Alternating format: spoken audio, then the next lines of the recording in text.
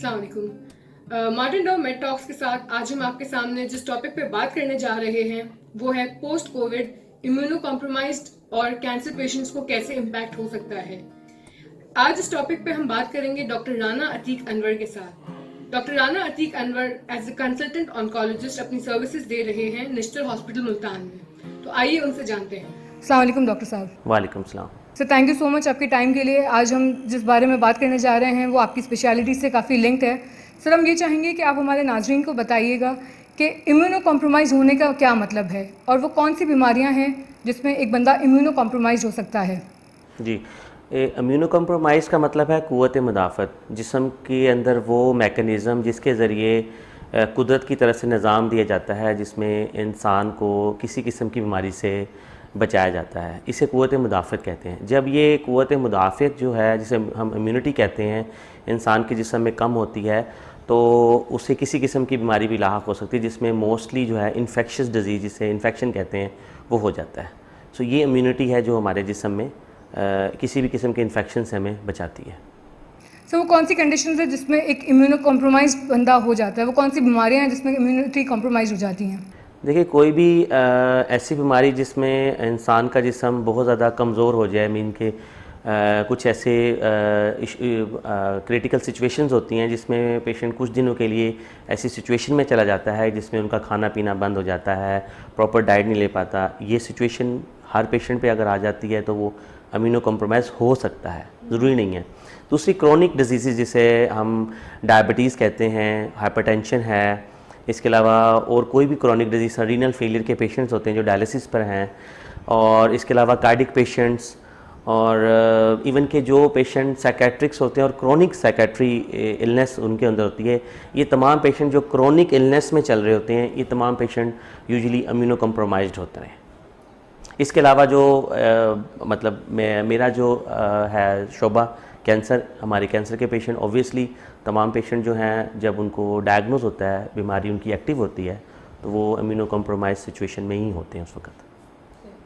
Sir जो एक cancer का पेशेंट है, क्या थ्रू आउट उसकी जो है वो इम्यूनिटी कॉम्प्रोमाइज रहती है या जब वो ट्रीटमेंट साइकिल अपने ले रहा होता है उस टाइम पे वो कॉम्प्रोमाइज होता है। जी, ये आपने बहुत अच्छा पूछा, क्योंकि हाँ, ये सोचा जाता है कि जो कैंसर का पेशेंट है वो इम्यूनो कॉम्प्रोमाइज्ड है। ऐसी बात नहीं है। देखिए, जो पेशेंट अपना ट्रीटमेंट कंप्लीट करवा लेता है, उसके अंदर से कैंसर की बीमारी ख़त्म हो जाती है या क्योर हो जाती है, वो पेशेंट इम्यूनो कॉम्प्रोमाइज़ नहीं रहते। हाँ, जो पेशेंट जिस पे डायग्नोज होता है, जिसके अंदर अभी बीमारी एक्टिवली काम कर रही है, वो लोग इम्यूनो कॉम्प्रोमाइज़ होते हैं, क्योंकि डिज़ीज़ का अपना बर्डन जो है वो पेशेंट की बॉडी को इम्यूनो कॉम्प्रोमाइज़ कर देता है। दूसरा, जो पेशेंट कीमोथेरेपी या किसी किस्म की भी ऑन्कोलॉजी की ट्रीटमेंट ले रहा होता है, ख़ास तौर पे उसमें हम कीमोथेरेपी का कहेंगे, वो पेशेंट यूजुअली इम्यूनो कॉम्प्रोमाइज़ होते हैं, क्योंकि उनका इम्यूनिटी को डिस्टर्ब कीमोथेरेपी भी करती है, और इसके साथ साथ चूँकि उनका ट्रीटमेंट रिलेटेड जो है वो उनकी डाइट वगैरह डिस्टर्ब होती है, तो वो पेशेंट अपनी इम्यूनिटी मेंटेन नहीं कर पाते। सर कोविड के दौरान जैसे कि आप पेशेंट्स को अपने डिफरेंट कीमोथेरेपी के साइकिल्स लेने होते हैं, तो आप क्या सजेस्ट करेंगे कि वो अपनी ट्रीटमेंट को कंटिन्यू करे या हॉस्पिटल विजिट्स को कंटिन्यू करे, या वो बीच में गैप दे सकता है, अपनी ट्रीटमेंट को डिले कर सकता है, कीमोथेरेपी को डिले कर सकता है। जी बिल्कुल, इसमें दो तरह के हमारे कैंसर के पेशेंट्स हैं। एक वो लोग जो इस वक्त ट्रीटमेंट ले रहे हैं, और एक वो लोग हैं जो कि फॉलोअप पर हैं। आइदर वो ट्रीटमेंट ख़त्म होने के बाद है या अभी मतलब कि वो पेशेंट जो कि अपनी ट्रीटमेंट कंप्लीट कर चुके हैं, काफ़ी अर्सा गुजर चुका है। जो लोग रूटीन में फॉलोअप के लिए आते हैं, सर्विलेंस जिसे हम कहते हैं, चेकअप वगैरह, तो जो लोग तो ठीक हो चुके हैं, सिंपल फॉलोअप पे हैं, उनको तो हमारी तरफ से एडवाइस ये होगी कि वो कोशिश करें कि अब अपना फॉलोअप टाइम बढ़ा दें और कोशिश करें कि इस दौरान में ना ही आएँ, जब ये कोविड-19 की जो है ये पेंडेमिक सिचुएशन जो है वो अपनी पीक पे चल रही है। लेकिन जो पेशेंट इस वक्त एक्टिव ट्रीटमेंट में है, उनकी ये मजबूरी है, उनके लिए आना पड़ेगा, उन्हें आना होगा, क्योंकि अगर हम ट्रीटमेंट में डिले करते हैं तो हमारा प्रीवियस ट्रीटमेंट फेल हो जाता है, और ट्रीटमेंट डिले होने की वजह से जो गैप आएगा बीच में, उसमें पेशेंट की डिज़ीज़ दोबारा बढ़ सकती है। सो जो पेशेंट एक्टिव डिज़ीज़ के साथ एक्टिव ट्रीटमेंट पे हैं, उनके लिए तो हम कहेंगे कि वो अपनी प्रिकॉशंस जो हैं उनको पूरा करें, जो कोविड-19 में हम लोग सुन रहे हैं, हमें मीडिया भी बता रहा है, उसको लेते हुए उन प्रिकॉशंस को हॉस्पिटल में आएँ और अपना ट्रीटमेंट कंटिन्यू रखें। लेकिन जो पेशेंट ठीक हो चुके हैं या फॉलोअप पे हैं, हाँ, वो लोग महीना 2 महीना अगर लेट भी हो जाते हैं तो इसमें कोई इशू नहीं, वो वेट कर सकते हैं। सर, जो ट्रीटमेंट प्रिकॉशंस की भी आपने बात की, क्या कैंसर पेशेंट्स को कोई स्पेशल प्रिकॉशंस की ज़रूरत है, या वही जो हम अब तक फॉलो करते आए हैं या मीडिया ने हमें इसके ऊपर अवेयर किया है वही फॉलो करने की ज़रूरत है? नहीं, जो हमारी जनरल प्रिकॉशन है वही है सबके लिए, चाहे वो कैंसर का पेशेंट है, चाहे वो डायबिटिक है, चाहे वो हम जैसे आम लोग हैं। बस सिर्फ प्रॉब्लम ये होता है कि चूँकि कैंसर पेशेंट जो ट्रीटमेंट में है, जैसे हमने बात की कि वो इम्यूनो कम्प्रोमाइज़ हैं, तो उन पेशेंट्स को थोड़ा सा ये कि एक्स्ट्रा प्रिकॉशन ये लेनी होगी कि मास्क वो पहन रहे हैं, सैनिटाइज़र वो यूज़ कर रहे हैं, लेकिन वो ये करें कोशिश कि वो किसी गैदरिंग में ना बैठें, हॉस्पिटल में आएँ तो किसी ऐसी जगह खड़े ना हों जहाँ पर रश है, ठीक है, और किसी लाइन में ना लगें, उनका अटेंडेंट उनके लिए कोई काम कर दे, और हॉस्पिटल में आएँ तो कोशिश करें कि हर किसी दूसरी चीज़ को हाथ मत लगाएं। मतलब ये जो हमारी सर्फेसिस हैं इनमें कोविड जो जर्म है वो हो सकते हैं। सो उन्हें ये एहतियात करनी है कि वो अपना कम से कम जो है उनकी जो है कनेक्शन जो है चीज़ों के साथ कम हो, लोगों के साथ कम खड़े हों, अपनी जगह पे रहें, दूर रहें, और जहाँ पे स्पेस हो वहाँ पे खुली जगह पे बैठें। और इसके अलावा जो है वो अपना हमारे पेशेंट जो होते हैं, चूँकि वो उनको इशू होता है, उन्हें पानी पीना होता है, बार बार कुछ ना कुछ खाना पीना होता है, तो वो पेशेंट कोशिश करें कि घर से अपनी चीज़ें लेकर आएँ। ये ना करें कि वहाँ से बोतल ले रहे हैं या कोई यूज्ड कप या ग्लास ले रहे हैं उसमें जो है वो मतलब पी रहे हैं, ऐसा मत करें। बल्कि डिस्पोजेबल लेने की बजाय भी वो क्या करें कि घर से लेकर आएँ, क्योंकि घर में आपको पता है वो जो चीज़ लेके आ रहे हैं उन्हें पता है ये साफ़ सुथरी है, धुली हुई है, पानी भी साफ़ है, खाना पीना भी साफ़ है, तो वो खाने पीने की चीज़ें घर से लाएँ, मास्क, सैनिटाइज़र, और गैदरिंग को अवॉइड करें। बस मेरे ख्याल में ये काफ़ी होगा उनके लिए अपने आप को सेव करना। सर, क्या कोविड-19 का जो इन्फेक्शन है वो कैंसर पेशेंट्स को ज़्यादा इम्पैक्ट करता है या वो ज़्यादा सिवियरिटी से अटैक करता है? देखिए, सिवियरिटी तो हम नहीं कह सकते कि किस पेशेंट में हो, क्योंकि हमारे वो लोग भी कई ऐसे हम आपने देखे होंगे केसेस हैं जो अनफॉर्चुनेटली उनकी डेथ हो गई, एक्सपायर हो गए, लेकिन वो लोग यंग थे, उनमें कोई ऐसी बड़ी कोई डिज़ीज़ नहीं थी। तो कोविड-19 का इन्फेक्शन कितना किस में ज़्यादा मतलब क्रिटिकल सिचुएशन क्रिएट करता है ये हम नहीं बता सकते। लेकिन कैंसर पेशेंट की वही बात हम आती है कि इम्यूनो कम्प्रोमाइज़ होने की वजह से हमारा ये पेशेंट थोड़ा सा हाई रिस्क पर है कि इसको अगर होता है तो हो सकता है कि कोरोना का इन्फेक्शन इसको ज़्यादा जल्दी जो है ना वर्स कर जाए। सो इसलिए इन लोगों को एहतियात करनी पड़ेगी। सर, जैसे कि जो बंदा कैंसर से गुजर रहा होता है या उसकी जो फैमिली के लोग होते हैं वो ऑलरेडी एक मेंटल स्ट्रेस और एक ट्रॉमा से गुजर रहे होते हैं, प्लस कोविड की वजह से जो है वो वैसे ही आजकल एक टेंशन या स्ट्रेस या मेंटल हेल्थ जो है वो लोगों की डिस्टर्ब हो गई है। तो इस बारे में आपकी उनके लिए क्या राय होगी कि वो कैसे अपने आप को स्ट्रेस और टेंशन से फ्री कर सकते हैं और कैसे जो है वो अपने आप को कोविड से बचा सकते हैं? देखिए, परेशानी तो यही है ना कि वो अब लोग परेशान हैं कि हम लोग इस सिचुएशन में घर से बाहर कैसे निकलें, अपना ट्रीटमेंट कैसे कंटिन्यू करें, हमने जाना कैसे है, अब हमारा क्या बनेगा, ट्रीटमेंट ले पाएंगे क्या, ऐसा तो नहीं कि हम निकलें तो हमें, ये सारे क्वेश्चंस इकट्ठे होकर उनके जहन में उनको आप कह लें कि एंग्जाइटी उनके लिए क्रिएट हो रही है। सो मैसेज दे सकते हैं क्योंकि इसका कोई ऐसा ट्रीटमेंट नहीं है, जस्ट मैं ये कहूँगा कि रिलैक्स रहें, ठीक है, और वही बात है कि घर से कम निकलें, आपने अपना सिर्फ हॉस्पिटल आना है अपना ट्रीटमेंट लेने के लिए उस दिन आएँ, अदरवाइज़ आप घर के अंदर रहें। बाकी आपके लोग घर वाले भी जो हैं वो भी एहतियात करें, क्योंकि अगर उनमें से किसी को कोविड हो जाता है तो आप घर में भी रहते हुए हाई रिस्क हैं, तो प्रिकॉशंस जो हैं वो उनको फॉलो करें और बाकी परेशान होने की ज़रूरत नहीं है। देखने आपके सामने कि हर किसी को कोरोना नहीं हुआ और हर कोरोना वाला पेशेंट जो है वो सीरियस नहीं हुआ। सो परेशानी लेना और स्ट्रेस लेना इसका कोई फ़ायदा नहीं है। इवन कि वही बात मैंने शुरू में बताई कि स्ट्रेस भी एक वजह है इम्यूनो कम्प्रोमाइज़ होने की। सो प्लीज़ स्ट्रेस हमें नहीं लेना इस सिचुएशन में। तो जैसे कि अभी जैसे जैसे लॉकडाउन थोड़ा सा नरमी की तरफ जा रहा है, स्मार्ट लॉकडाउन की तरफ जा रहे हैं, लोगों ने बाहर निकलना शुरू कर दिया है, तो कोविड के पेशेंट्स के लिए इन जनरली अगर कोई वो कैब सर्विस या वो मॉल्स में जा रहे हैं या वो वैले पार्किंग की या जो ऑनलाइन टैक्सी सर्विसेज यूज़ कर रहे हैं या जो डिफरेंट पब्लिक प्लेसेस को यूज़ कर रहे हैं, तो क्या उनके लिए सेफ़ है, और अगर वो यूज़ करते हैं तो किस तरह से उनको अपने आप को उस सिचुएशन में जो है वो सेफ़ रखना होगा? देखिए, हम इन लोगों को ये मशवरा तो बिल्कुल नहीं देंगे कि आप शॉपिंग मॉल में शॉपिंग के लिए चले जाएं। कैंसर पेशेंट को चाहिए कि उन्हें ये इन चीज़ों में नहीं पड़ना चाहिए। हाँ, लेकिन हमने अब ये टाइम गुजरने के बाद कोरोना को जो स्टडी हुई है पता चला है कि ये एक डिस्टेंस अगर हम मेंटेन किया जाए तो कोरोना के पेशेंट से कोरोना फैलना दूसरे लोगों को चांसेस कम होते हैं उसके फैलने के। कुछ लोग होते हैं जो चाहते हैं कि हम खुली हवा में जाएं। अगर वो पार्क वगैरह में कहीं जाना चाहते हैं अपने नज़दीकी पार्क में, और वहाँ पर उनको ऐसी जगह मिल जाती है जहाँ पर उनके नज़दीक कोई नहीं आ रहा, तो वहाँ वो बैठ सकते हैं, फ्रेश एयर ले सकते हैं। इसमें कोई ऐसी बात नहीं है, कोई एयरबोर्न डिजीज़ नहीं है कि हवा से फैलेगी। लेकिन ये जो जगह हैं जो आप कह रहे हैं, होटल्स हो गया, मोटल्स हो गया और ये शॉपिंग मॉल, मेरे ख्याल में इनको अवॉइड करना ही हमारे कैंसर पेशेंट्स के लिए ठीक होगा।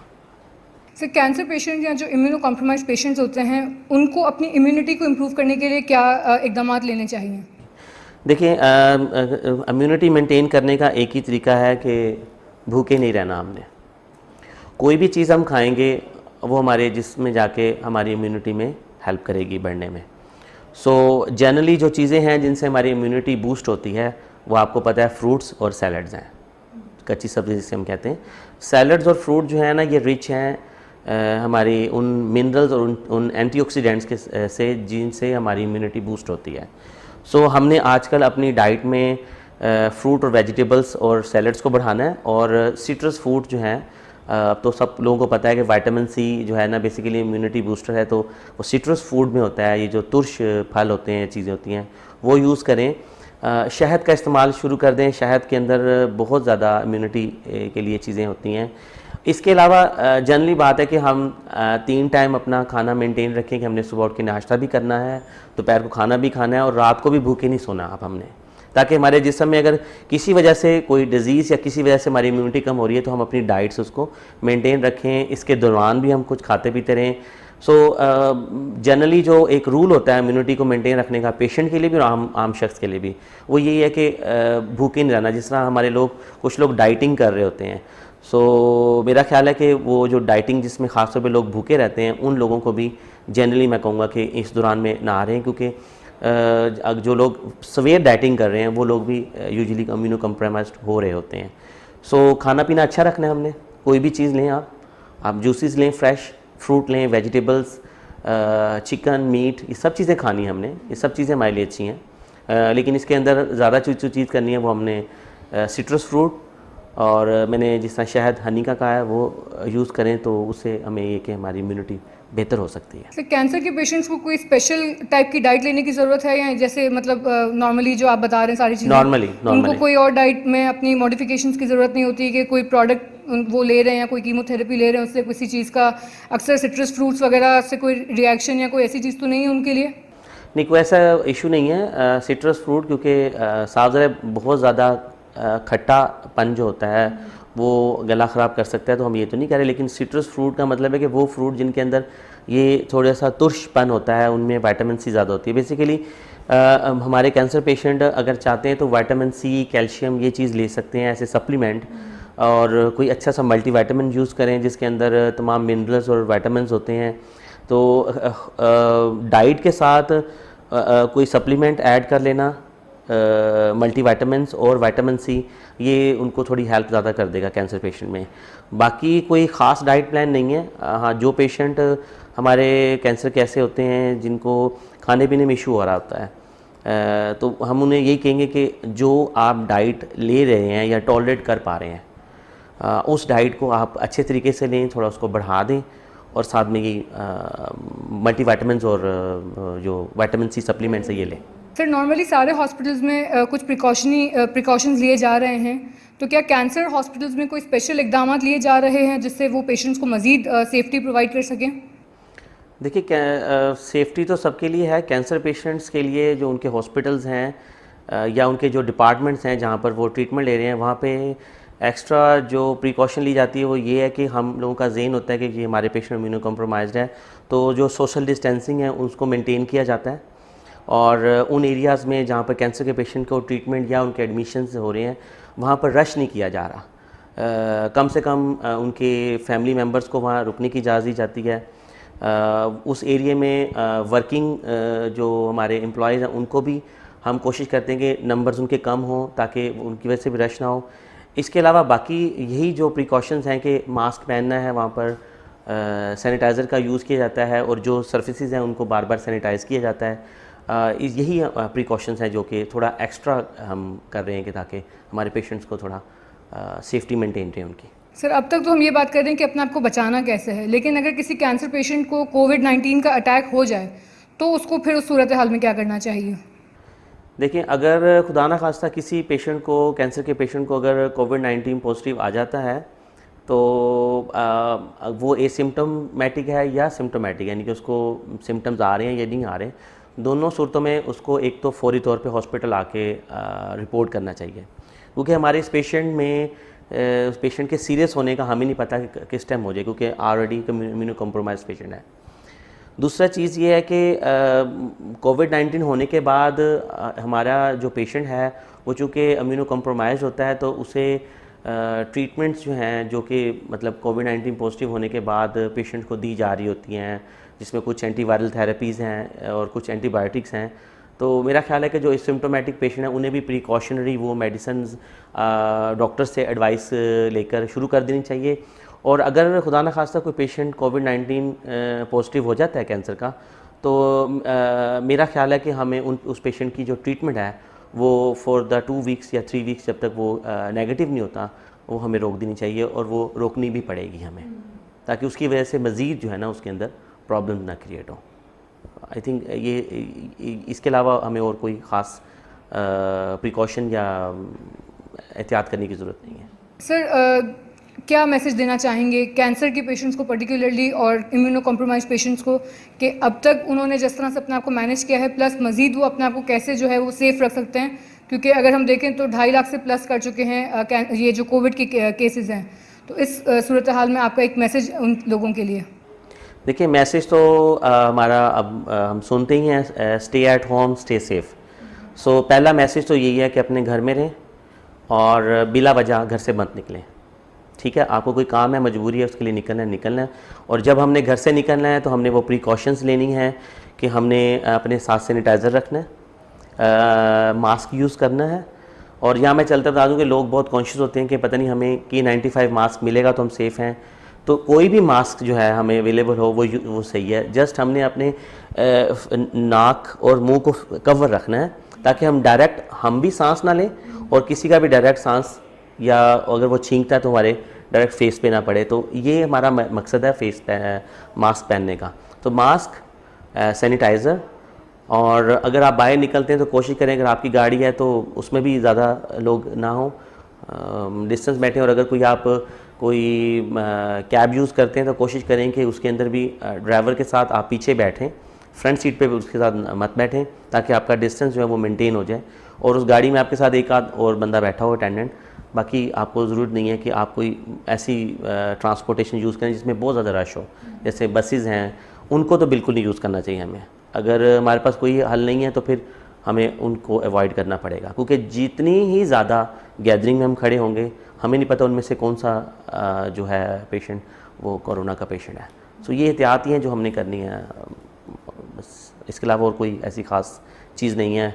और सबसे बड़ी बात यह है कि कोरोना को हमने अपने सवार नहीं करना, हमने अपने ऊपर कि ये क्या है। ये देखें, वबा जो है वो आती रहती है और इसने अपने टाइम पूरा करके इसने जाना है। थोड़ा जल्दी जा सकती है, थोड़ा लेट जा सकती है, हमने सिर्फ इसमें एहतियात करनी है। कोरोना सिर्फ एहतियात से ठीक हो सकता है।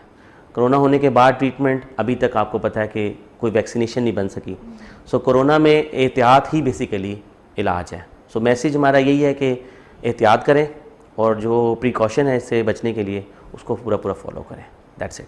हमारा अपनी ऑडियंस के लिए भी यही मैसेज रहेगा कि स्टे होम, स्टे सेफ, एहतियात करें। एहतियात ही कोरोना से लड़ने का एक वाहिद ज़रिया है, और मास्क का और सैनिटाइजर्स का ज़रूर इस्तेमाल करें और अपने आप को कोविड से वो बचा सकते हैं। Thank you so much. आखिर में हम डॉक्टर राना अतीक अनवर को थैंक्स पेश करेंगे कि उन्होंने अपने एक बिजी शेड्यूल से हमारे साथ जो है वो इस अवेयरनेस प्रोग्राम के लिए टाइम निकाला, और मैं उम्मीद करती हूँ कि इस प्रोग्राम से बहुत सारे लोगों को बहुत ज़्यादा इन्फॉर्मेशन हासिल होगी और वो इससे फ़ायदा उठा सकते हैं। कैंसर और इम्यूनो कॉम्प्रोमाइज पेशेंट के लिए वैसे तो सबके लिए ही बहुत ज़रूरी है कि वो कोविड से अपने आप को बचाने के लिए एहतियाती तदाबीर इख्तियार करें, लेकिन कोविड से बचने के लिए कैंसर और इम्यूनो कॉम्प्रोमाइज पेशेंट्स को ज़्यादा इकदाम अपने करने हैं, क्योंकि वो ऑलरेडी एक बीमारी से गुजर रहे हैं। उनके अंदर ज़्यादा चांसेस बढ़ जाते हैं। अगर वो कोविड से बचना चाहते हैं तो उनको ज़्यादा अपने एहतियात करनी चाहिए। इस मैसेज के साथ हम आज के अपने इस एपिसोड को एंड करते हैं और अगली बार हम फिर आपके सामने एक नए टॉपिक के साथ हाजिर होंगे और उम्मीद करते हैं आप सबको इससे बहुत फ़ायदा हासिल होगा। शुक्रिया, अल्लाह हाफ़िज़।